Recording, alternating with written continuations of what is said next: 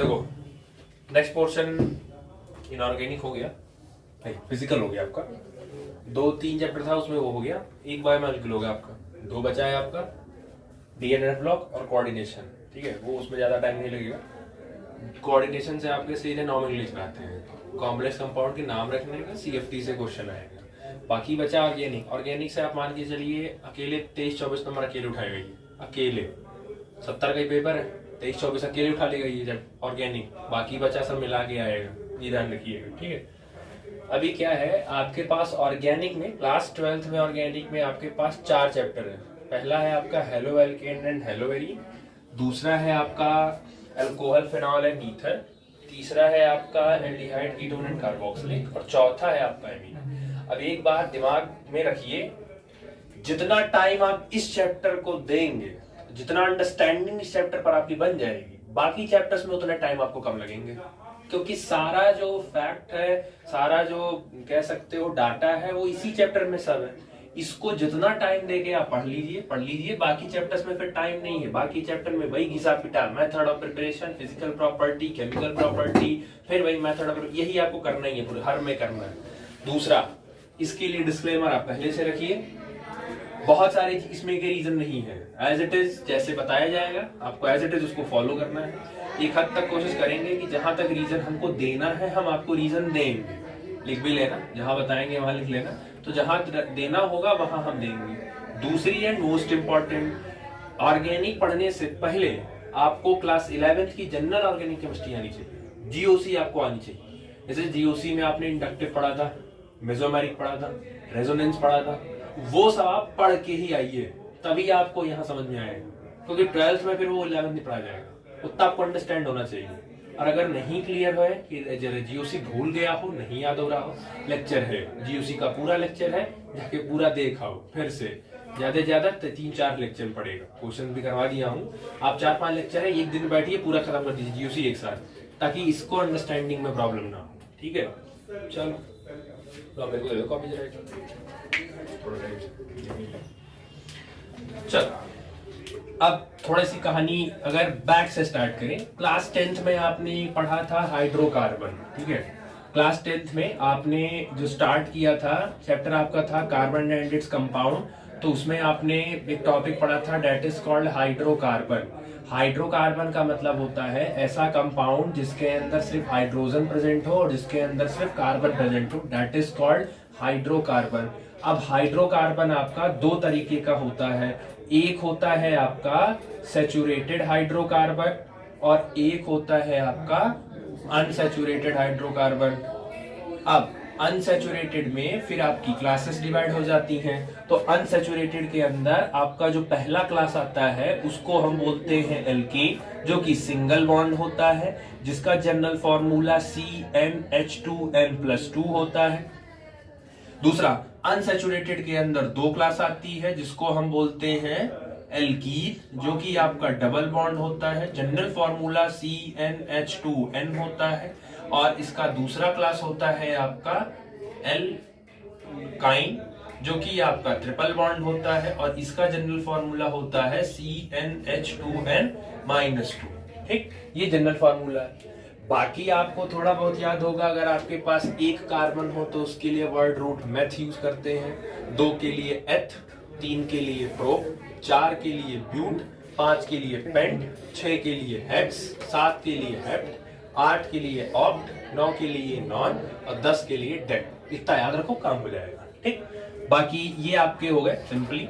अब इसमें उसके बाद आपको फिर एक कंपाउंड आता है, जैसे अगर बात की जाए एल्केन की, तो आपके पास अगर एल्केन है और उस एल्केन में से आप अगर हाइड्रोजन को रिमूव कर देते हैं, तो एल्केन में से हाइड्रोजन को रिमूव करने के बाद जो स्पीसीज बनती है उसको हम बोलते हैं एल्किल। एग्जांपल के तौर पर आप ले लो CH4। CH4 में से एक हाइड्रोजन आप गायब करिए तो ये बन जाएगा CH3 और एक इसका खाली हो जाएगा। अब ये जो आपका CH4 है, इस CH4 का नाम होता है, एक कार्बन है तो मेथ और सिंगल बॉन्ड है तो इसीलिए एन। अब बेसिक चीजें हैं क्लास 10th की। तो मीथेन में से जब एक हाइड्रोजन निकल जाएगा तो इसका नाम हो जाएगा मेथिल। तो ये बेसिकली आपका एल्किल ग्रुप होता है जिसको हम डिनोट करते हैं कैपिटल आर से, ठीक है। अब क्योंकि यहाँ पर एक हाइड्रोजन निकला तो यहाँ कार्बन की एक वैलेंसी हो गई खाली।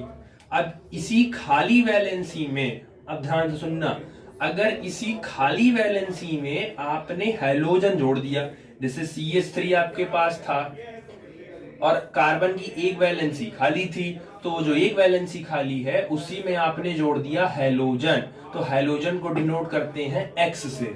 तो हैलोजन जोड़े हो तो वहां से उठा लो आप हैलो, और क्योंकि CH3 पहले क्या था, एक तरीके का एल्केन ही तो था, तो इसीलिए फिर इसको बोलते हैं क्या, एल्केन। तो ये पूरा बन जाता है आपका क्या, हेलो एल्केन। दूसरा CH3 को आप एल्किल बोलते हो, तो CH3 मतलब मेथिल है, बट जनरली आपका ये एक एल्किल है, और X जो है वो आपका एक तरीके का हैलोजन है, हैलोजन को लिखते हैं हैलाइड, तो इसका दूसरा नाम हो गया आपका एल्किल हैलाइड। तो हेलो एल्कीन भी बोल सकते हो और एल्किल हैलाइड भी बोल सकते हो। जब भी किसी एल्केन में हैलोजन ऐड होता है, 4 हैलोजन है आपके पास, फ्लोरीन, क्लोरीन, ब्रोमीन, आयोडीन, ये चारों जब में से कोई एक ऐड हो जाता है तो उस रिस्पेक्टिव स्पीसीज को हम क्या बोलते हैं, हेलो एल्केन बोलते हैं, एल्किल हैलाइड बोलते हैं। अब आओ दूसरा, ये आपके पास एक वर्ड है दैट इज कॉल्ड एरीन। तो एरीन जो वर्ड होता है वो बेसिकली बेंजीन के लिए ही यूज किया जाता है, ये वर्ड स्पेसिफिकली बेंजीन के लिए ही बनाया गया है। तो बेंजीन का फॉर्मूला होता है C6H6, और इसमें से जब आप एक हाइड्रोजन माइनस करते हो तो ये हो जाता है C6H5। तो बेंजीन में से जब एक हाइड्रोजन आप बाहर निकालते हो तो वो जो रेस्पेक्टिव स्पीसीज बनती है दैट इज कॉल्ड फेनिल। अब इसको आप चाहे फेनिल बोलो, ठीक है, या इसको आप चाहे एरिल बोलो, या इसको आप चाहे एरीन बोलो, कोई दिक्कत नहीं, तीनों में से आप इसको कुछ भी बोल सकते हो। तो अब इस फेनिल में क्योंकि एक बॉन्ड इसका भी खाली हो गया, अब आप इसको चाहो अगर इसमें आप हैलोजन बैठा देते हो, तो अगर हैलोजन बैठाओगे तो बेसिकली हैलोजन के लिए क्या लिखते हैं हम, हैलाइड, तो इसका नाम क्या हो गया, एरिल हैलाइड। या इसको आप हैलोजन बैठाए हो तो आगे हैलो जोड़ दो तो दूसरा नाम क्या हो गया, हैलो एरीन। यानी जब बेंजीन पर हैलोजन बैठता है तो उसको हम हैलो एरीन बोलते हैं, और जब एल्केन पर हैलोजन बैठता है तो उसको हम हैलो एल्केन बोलते हैं। समझ आया, क्लियर हो गया। हैलो एल्केन का दूसरा नाम एल्किल हैलाइड होता है और हैलो एरीन का दूसरा नाम एरिल हैलाइड होता है। समझ आ गया। तो ये सब क्या किसके लिए है ये थोड़ा सा ध्यान रखिएगा, ठीक, दिक्कत नहीं। उसके बाद कुछ चीजें हैं आपकी एनसीईआरटी से रिलेटेड है थोड़ी बहुत, ठीक है, एनसीईआरटी देखता हूँ।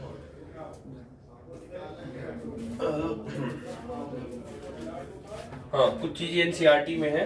अच्छा, इस चैप्टर का जो पहला पेज है आपका, पहले पेज में आपको कुछ इंफॉर्मेशन आपको दी गई है, जैसे क्योंकि नहीं लिखे होगा, ठीक है लिखे दो, मैं समझा देना ऐसे कि, या इसको पहले देख ही लो फिर आगे वो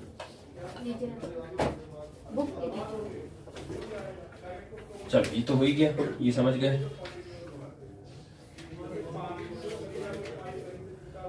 अब आप जरा अपना हेलो एल्केन चेक करो। मान लो एग्जांपल के तौर पर मैं ले रहा हूं मिथेन ही, तो एक हाइड्रोजन यहां लग गया, एक हाइड्रोजन यहां लग गया, और एक हाइड्रोजन यहां लग गया, और यहां से मैंने एक हैलोजन जोड़ दिया। क्या आपको पता है सिंगल बॉन्ड को हम क्या बोलते हैं, सिग्मा। तो टोटल कितना हो गया, तो 4 सिग्मा हो गया। अब ये क्लास 11th में आपको chemical bonding in molecular structure पढ़ाया जाता था। अगर 4 सिग्मा होगा तो हाइब्रिडाइजेशन sp3 होगा, अगर 3 सिग्मा होगा तो हाइब्रिडाइजेशन sp2 होगा, और अगर 2 सिग्मा होगा तो हाइब्रिडाइजेशन sp होगा। sp3 की जो ज्योमेट्री आती थी दैट इज कॉल्ड आपका टेट्राहेड्रल होता था, और इसका एंगल जो आता था वो 109 डिग्री 28 मिनट, और sp2 वाले का जो आता था geometry that is trigonal planar, और इसका जो एंगल आता था 120 डिग्री, और इसका जो आता था वो आता था लीनियर, और ये होता था आपका 180 डिग्री। तो फिलहाल हेलो एल्केन में चेक कर लो, हेलो एल्केन में जो ये आपका कार्बन बैठा है, ये कार्बन टोटल 4 सिग्मा बॉन्ड बनाया है। इसका मतलब ये जो कार्बन है, हेलो एल्केन का जो कार्बन है वो कैसा होता है, sp3 हाइब्रिडाइज्ड होता है। अब आप जरा हेलो एरीन का एक बार उठा के चेक करो, तो हेलो एरीन में क्या है, आपके पास होना चाहिए बेंजीन, तो ये बना दिया बेंजीन। बेंजीन की एक खास आदत है कि अल्टरनेट पे क्या होता है, उसके पास होता है डबल बॉन्ड, और उसके 6 कार्बन पर एक एक हाइड्रोजन बैठा होता है। एक हाइड्रोजन निकाल के मैंने वहां एक लगा दिया हेलोजन। अब आप यहाँ अगर सिग्मा, क्योंकि सिग्मा ही कैलकुलेट करना होता है, पाई नहीं करना है, तो 1 सिग्मा, 2 सिग्मा और 3 सिग्मा, तो 3 सिग्मा में जो हाइब्रिडाइजेशन आएगा वो sp2 आएगा। मतलब हेलो एरीन में जो कार्बन होता है वो sp2 हाइब्रिडाइज्ड होता है। तुमसे यही पूछा जाएगा कि हेलो एल्केन में जो कार्बन होता है वो कौन सा हाइब्रिडाइज्ड होता है, या उसका ज्योमेट्री क्या होगी, या उसका एंगल क्या होगा। और हेलो एरीन में उसकी ज्योमेट्री क्या होगा, उसका कार्बन का, और कितने उसका ज्योमेट्री क्या होगा, हाइब्रिडाइजेशन क्या होगा, एंगल भी पूछा जा सकता है। तो ये ध्यान रखना कि हेलो एल्केन का जो कार्बन होता है वो sp3 हाइब्रिडाइज्ड होता है, और हेलो एरीन का जो कार्बन होता है वो sp2 हाइब्रिडाइज्ड होता है। ये छोटी बातें हैं, इसको याद रखिएगा, ये सब डाटा है, थोड़ा थोड़ा याद रखते चलो, आप पूरा उसमें याद काम आता जाएगा आपको, ठीक है। तो ये समझा दिया आपको, ठीक। चलो उसके बाद आपका एज इट इज एनसीईआरटी का आपका डाटा आता है, जो एनसीईआरटी ने लिखा है। थोड़ा सा पढ़ोगे, पहला पेज जब आप पढ़ोगे तो आपको मिल जाएगा these classes of compound find wide application in industry as well as in day-to-day daily life, ठीक है। They are used as solvent for relatively non-polar compounds and starting material for synthesis of wide range, ठीक है। यहाँ से chlorine containing antibiotic that is chloramphenicol produced by soil microorganism is very effective for treatment of typhoid fever। कुल मिला के typhoid के fever के लिए जो भी दवा डॉक्टर्स प्रिस्क्राइब करते हैं उस दवा में क्लोराम्फेनिकॉल केमिकल मिला रहता है।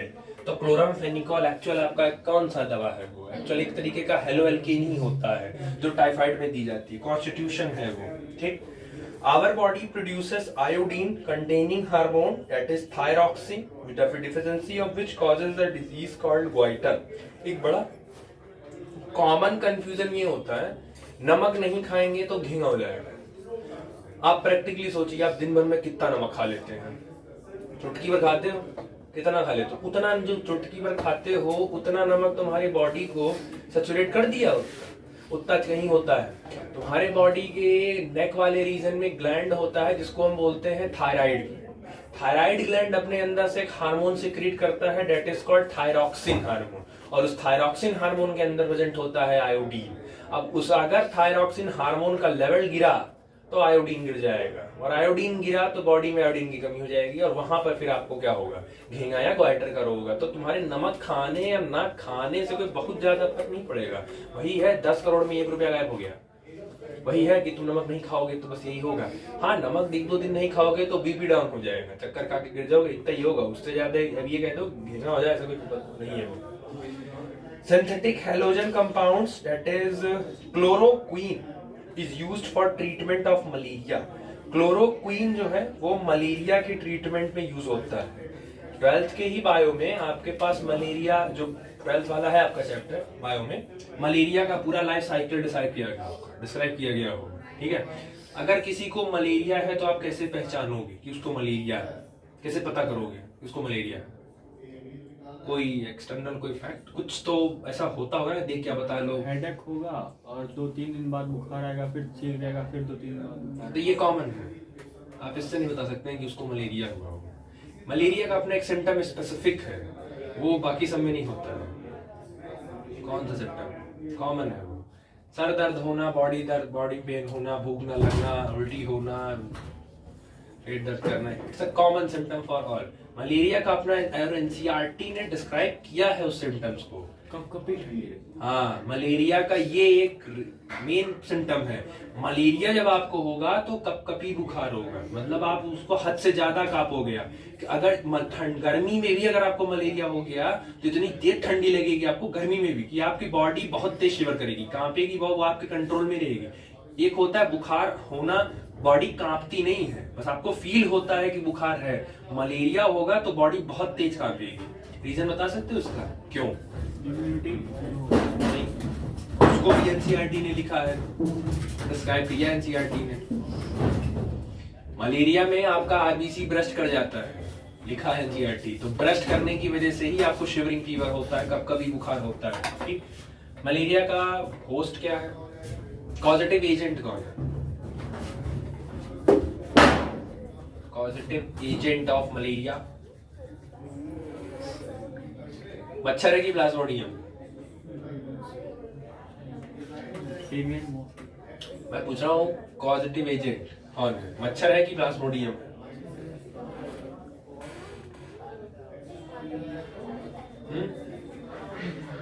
कौन है बताइए? मच्छर की प्लाज्मोडियम, पॉजिटिव एजेंट कौन है? अब यही नहीं क्लियरिटी है आपको भी, पेपर हम कैसे लिख दो? पेपर आ गया, name the positive agent of malaria. अच्छा मैं बोल रहा हूँ, सोचो यही क्वेश्चन ही आ गया तो पेपर में बैठे यही याद आ जाएगा कि पूछे थे वो। पॉजिटिव एजेंट का मतलब समझते हो? पॉजिटिव एजेंट का मतलब क्या? मतलब किसकी वजह से वो मलेरिया हो रहा है, कौन सा एजेंट है? हाँ, किसकी वजह से हो रहा है? प्लाज्मोडियम। प्लाज्मोडियम पॉजिटिव एजेंट है और मच्छर वेक्टर है, वेक्टर है वो, लाने वाला है वो। तो प्लाज्मोडियम को मच्छर अपने सलाइवम लेके आता है, तो मच्छर is a vector for Plasmodium. Positive agent आपका प्लाज्मोडियम ही है। ठीक है, हथिया पाँव होता है ना, पाइलोरिसिस भी होता है ना, वही मच्छर की वजह से ही होता है बेसिकली। तो उसको वॉर्म जो है राउंड वॉर्म का एलिफेंटियासिस, उसके लिए भी वॉर्म आपके लिए आता है बेसिकली। ठीक है, तो ये थोड़ा सा क्लियर रखो किसका क्या है।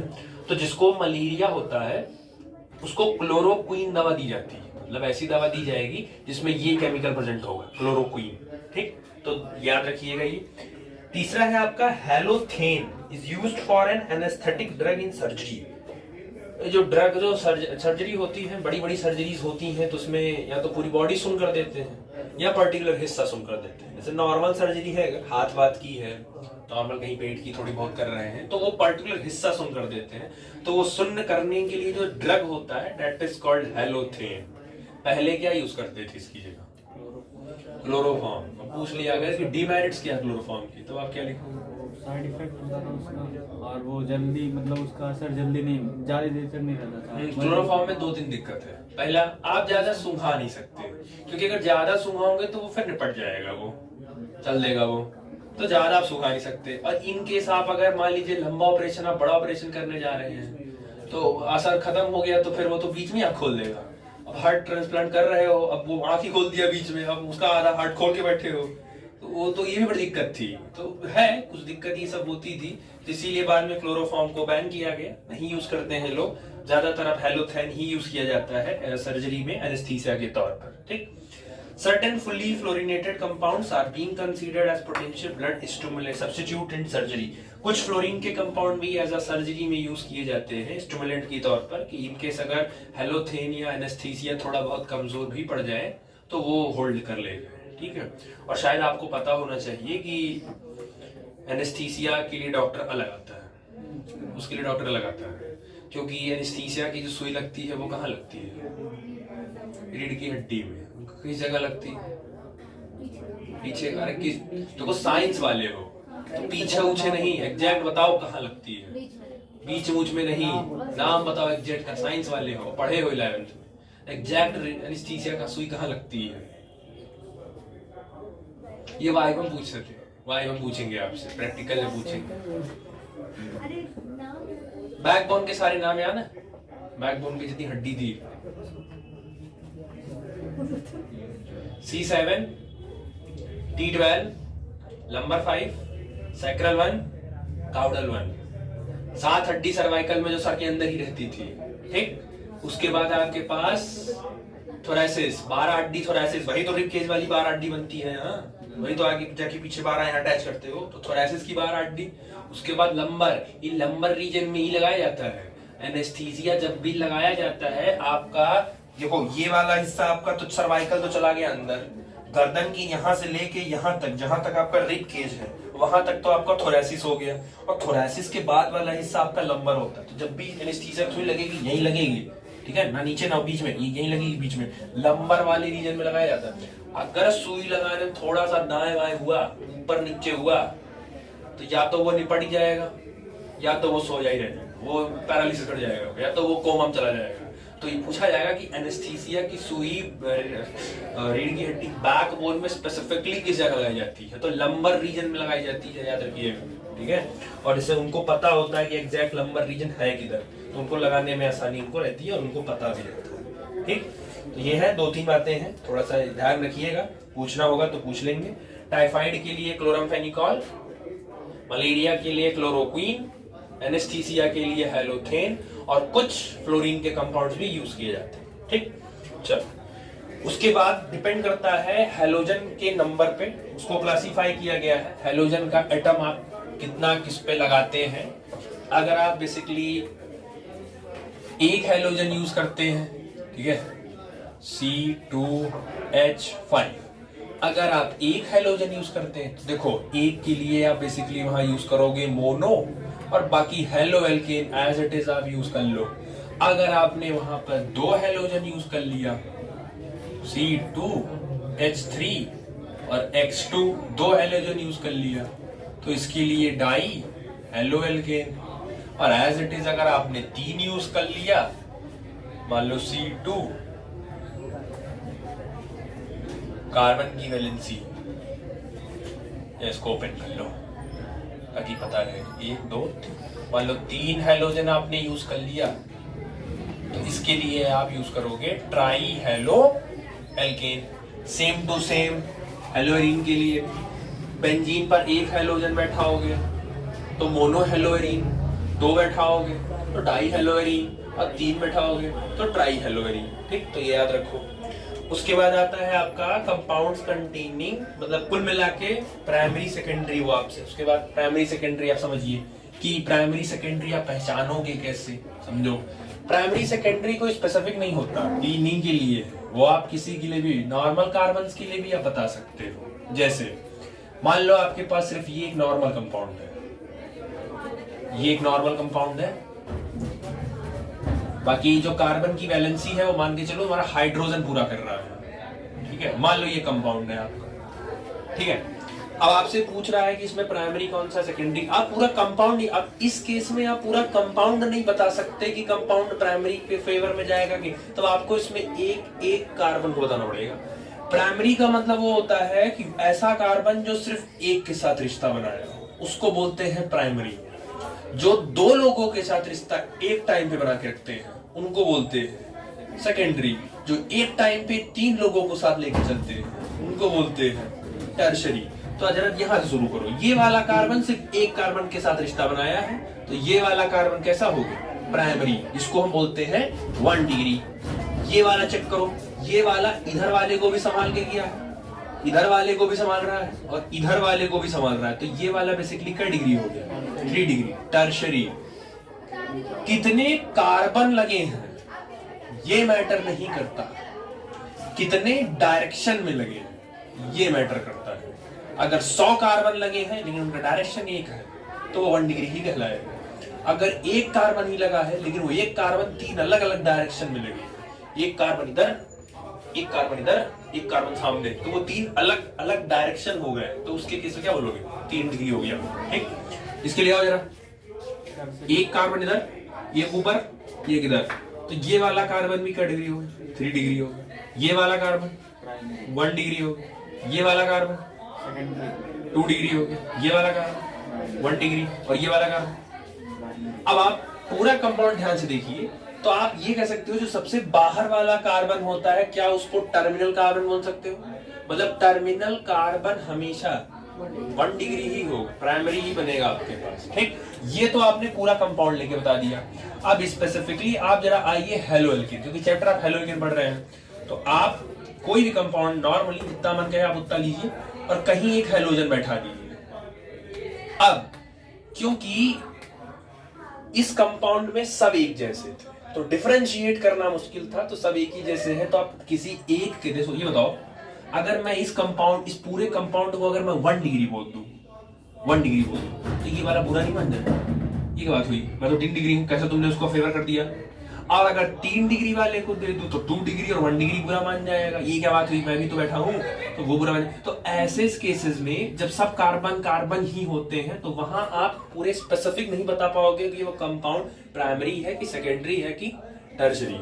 लेकिन जब कार्बन के अलावा, कार्बन और हाइड्रोजन के अलावा कोई बैठता है, तो वो जिस भी कार्बन पर बैठेगा उस कार्बन का जो पहुंच होगा, जो रेपुटेशन होगा, वो बाकी कार्बन से थोड़ा क्या हो जाएगा? बढ़ जाएगा ना भाई।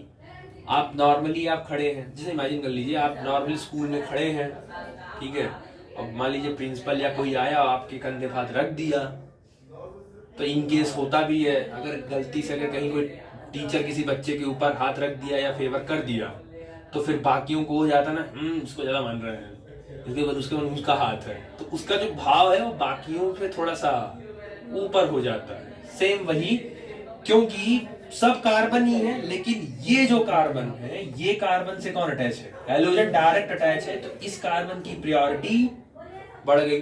अब आप इस पूरे कंपाउंड को आप बोल सकते हैं कि ये पूरा कंपाउंड प्राइमरी होगा कि सेकेंडरी होगा, कि क्योंकि जब इसको बोलोगे ना प्राइमरी, तो बाकी कार्बन में से कोई नहीं चिल्लाएगा, क्योंकि सामने स्ट्रॉन्ग ग्रुप बैठा है, तो क्योंकि वो कहेगा ना मेरे रिस्पेक्ट में बोला गया है, ज्यादा प्रॉब्लम हो रही हो तो निकल जाओ यहां से, तो वो कोई कुछ नहीं बोलेगा।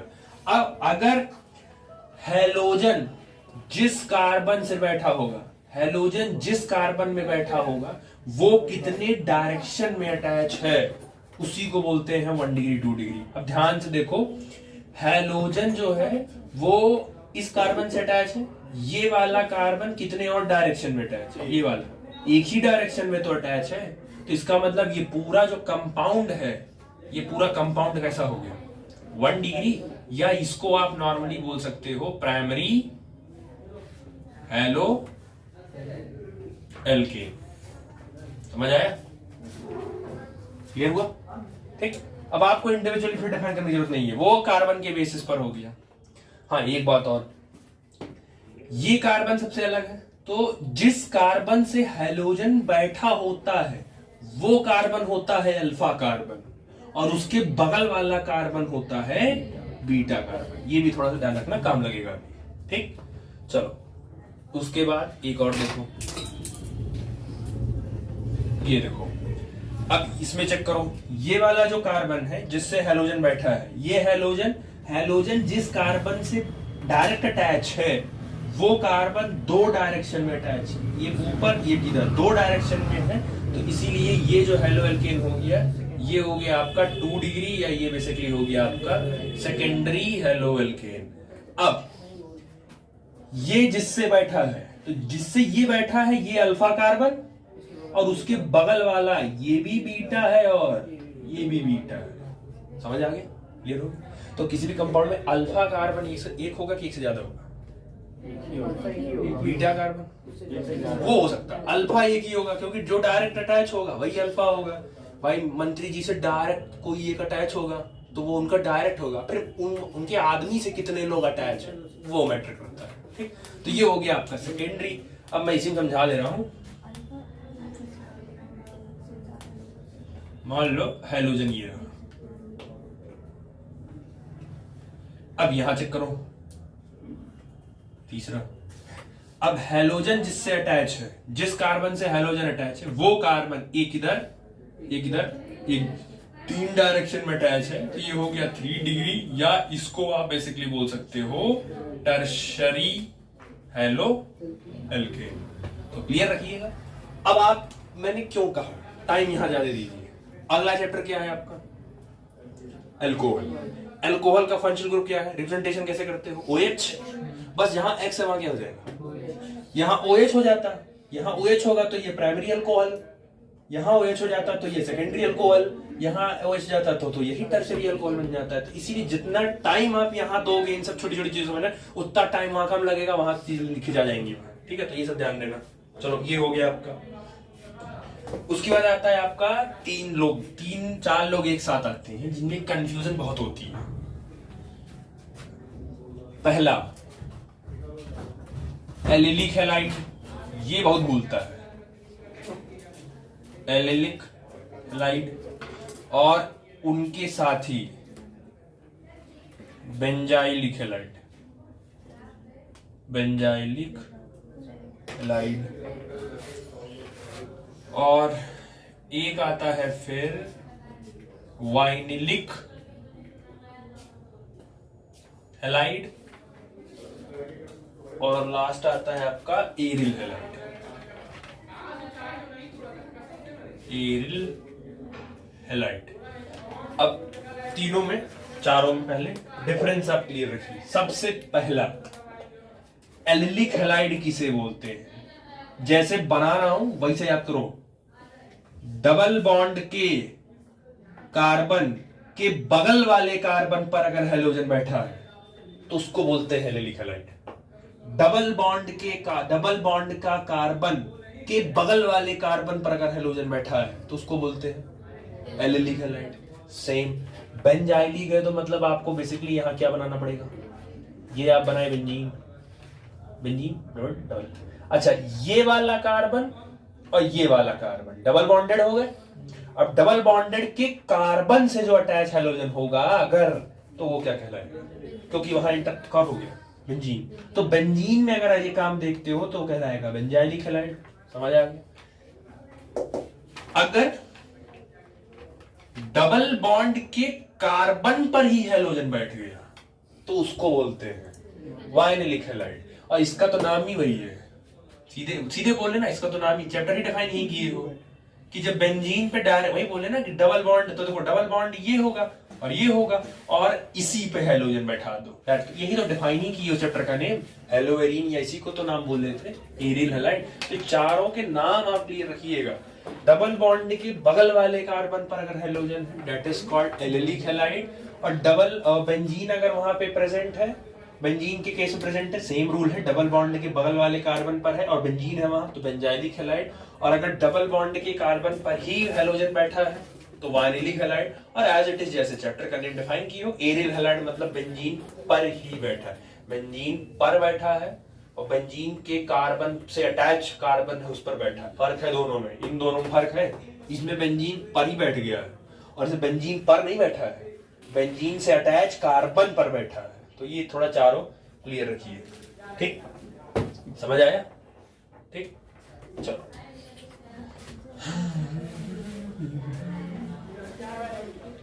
शुरू में मजा आता है, शुरू में बहुत मजा आता है, वो जैसे जैसे फिर आगे भी जाएगा तो फिर बाउंस होना शुरू हो जाएगा। फिर रिवीजन है ऑर्गेनिक में, पहले बता दे रहा हूँ, रेगुलर रिवीजन अगर ऑर्गेनिक का नहीं हुआ तो मान के चलो ऑर्गेनिक आपकी फिर वीक रहेगी। और ये मान के चलिए 90 दिन बचे हैं आपके पास। 90 दिन में अब आपके पास टाइम नहीं है कि 90 दिन में आप बैठ के रिवाइज करेंगे, पढ़ा रहे हैं, साथ साथ ही रखते चलो अपने दिमाग में कि एकदम अच्छे से वो कंसेप्ट ही हमको याद हो जाए, बाद दोबारा ना करना पड़े, ठीक है। चलो अच्छा, एक कार्बन के लिए क्या यूज करते हो, मेथ, एथ, प्रोप, ब्यूट, हेक्स, वो कर लिया। दूसरा क्या छूट रहा है, हाँ हेलोजन। तो पहला हेलोजन क्या है आपका, फ्लोरीन। वहां अब एज इट इज फ्लोरो लिखोगे ब्रांच के रूप में। Cl आएगा तो वहां क्या लिखोगे, क्लोरो। ब्रोमीन आएगा तो वहां क्या लिखोगे, ब्रोमो। और आयोडीन आएगा तो आप वहां क्या लिखोगे, आयोडो। पिछले साल 250 नोमेनक्लेचर कराया था इसीलिए, ताकि यहाँ ना कराना पड़े, लेकिन कराना पड़ेगा, मैं कराऊंगा फिर से। हाँ, तो ये आप नाम याद रखिए, मतलब याद रखो कि अभी जब आप नाम लिखोगे तो इनके नाम फ्लोरीन, क्लोरीन, ब्रोमीन, आयोडीन नहीं लिखोगे, आप फ्लोरो, क्लोरो, ब्रोमो, आयोडो लिखो। पहला क्लास 10th 11th में इतना तो नोमेनक्लेचर पढ़े हो, शायद याद होगा। अल्फाबेटिकल भी लेते थे, नाम लिखते समय ABCD पढ़ते थे, किसका नाम पहले, अल्फाबेट पहले आ रहा है उसी के बेसिस पर नाम भी लिखते थे। तो ये 2-3 चीजें आपको इसमें करनी है, ठीक। दूसरा, जैसे नोमेनक्लेचर का एक सिंपल रूल क्या है, अगर रूल बोला जाए तो सिंपल रूल क्या होता था कि लॉन्गेस्ट कार्बन चेन चुननी है, जिधर से ब्रांचिंग पहले मिलेगी उधर से जल्दी करनी है, या उसके बाद आप लोएस्ट सम रूल लगा सकते हो। आपको कोशिश यही करना है कि ब्रांच कम से कम पोजीशन पर ही मिल जाए। अगर कहीं ऐसी सिचुएशन बन रही है कि तीसरे कार्बन पर है और कहीं ऐसी सिचुएशन बन रही है 5वें कार्बन है, तो आप नंबरिंग उधर से करेंगे जिधर से तीसरा पहले बन रहा हो। तो ये सब चीजें ध्यान रखिएगा इसको, ठीक है। तो ये नॉर्मल इनका हो गया। अब जैसे कुछ नामकरण कर लो इसके, डायरेक्ट क्वेश्चन से ही करो, समझ आ जाएंगे ज्यादा अच्छे से। क्वेश्चन से करोगे तो ज्यादा अच्छे से आ जाएगा, क्योंकि रूल समझाया नहीं मिलेगा ऐसे ही। हाँ, एक चीज और, मान लो यहाँ पे Cl बैठा दिया। अब पहला यार रुक जाओ, ऐसे क्या कार्बन है? 5 कार्बन है। 5 कार्बन के लिए क्या लिखते हो? पेंट। सब सिंगल बॉन्ड है, कोई ब्रांचिंग नहीं है, तो सीधे।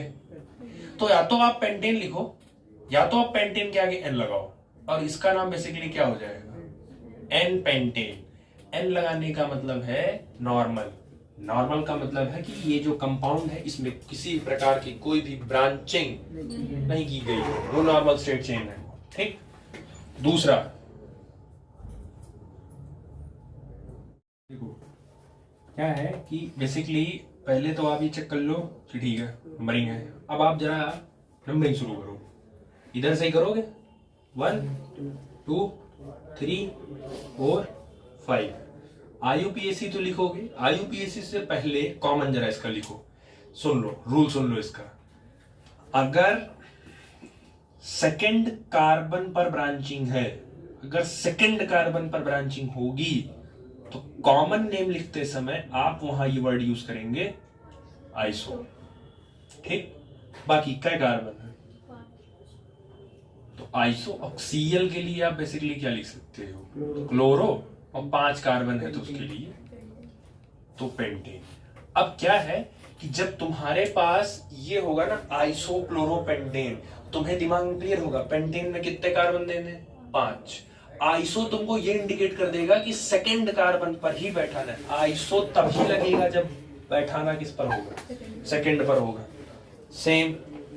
अब तीसरा एक और आएगा,